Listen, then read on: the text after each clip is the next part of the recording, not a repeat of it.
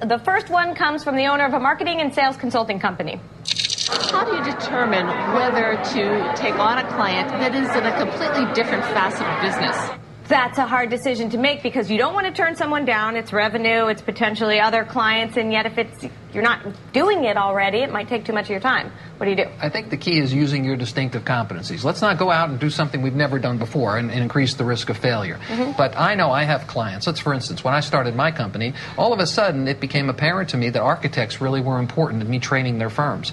I'm not an architect, and that's now a major piece of my business. Why? Because I could transform my skill set into that marketplace. So if you can do that, you should do that. That will open up all kinds of doors for you, and who knows where that will take you. On to the next one. This comes from a faculty member from the Business College at Johnson & Wales University who has a question regarding the thousands of new graduates entering the workforce.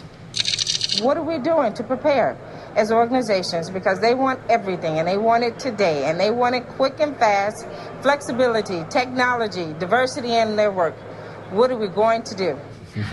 Great question. So as a business owner, you're hiring someone right out of college who's not going to be willing perhaps to just, start at the bottom and slowly work up and slowly work up. And what do you do with these kids? This is the most fun time to be hiring this talent.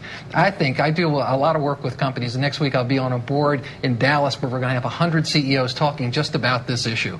My son just graduated from Boston University, and he had headphones in his ears when he was studying, and I couldn't relate to that. And he wants to be the CEO. And he made straight A's, and he's off to Stanford Law School. So, you can argue how they do it, but they get it done. But I mean, there is something to be said for people who aren't, it's a different generation than many years ago where people are willing to kind of make their way up. They want to be up high quickly. I have a strong opinion on this. I know that it's not shared by most because it's brought up so often. I hear from especially boomers with businesses that young people are different today. I have a different take on it.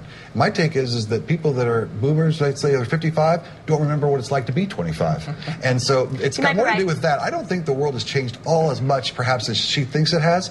I can see that she and I are similar in age. We have to remember that young people are young people. They change their mind. They want everything tomorrow. They are somewhat impatient. That's what makes them great. As Bob said, that's what I like about them. And so I'm not so sure they've changed quite as much. Some new things like technology, on the whole, young people just are young people. And, and I think that there's not that much difference in generation to generation. Employers, stay open-minded. Yeah. Right? Harness their creativity. They are the future. Yeah, I don't know how we're going to grow new kids. I think we got to go with the kids that they are the ones.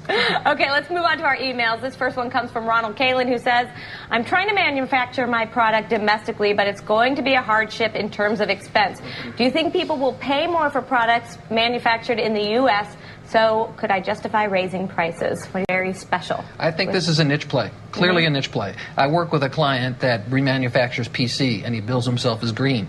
Right now, everybody's coming to him, and they're paying a premium because he's green. The times are important. People want reusable product. It depends. Let's say you're working for a government contractor that's in security or armament.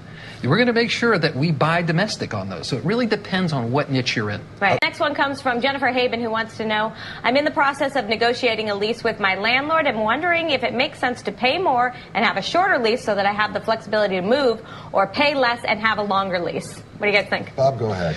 Well, this one is timing. How long are you going to be there? I mean, this is almost a financial analysis. We do it sometimes if we should buy a car or lease a car. It really is economics. So how long will you be in that location? If you're going to be there long enough, then you probably want to look at making a bigger commitment. I'm assuming she doesn't know. I'm assuming she's starting out here. She just has no idea. That's my assumption. I'm with Bob. It's all about timing. And if you don't know, then as an entrepreneur, I always want flexibility. Always. And so I don't want to have my expenses for sure not being covered. So flexibility, if you don't know, flexibility would be the way I would go. On the other hand, sometimes I say that year comes up faster than you think it will, and then you might end up spending a lot more. So we didn't really answer the question. But maybe we should recommend to all of these startups like this, minimize your overhead. Let's minimize the overhead. If you don't even need the office, don't get it. Don't take it in the first place. Okay, I agree with that. Let's go to the last email. It comes from Alan Clonson, who took over his father's company a few years ago, and he says, my father still comes in almost every week and has opinions that I don't agree with. The staff still listens to him because he used to be their boss. How do I exert my control over both my father and my staff? You give him a lunch card for somewhere?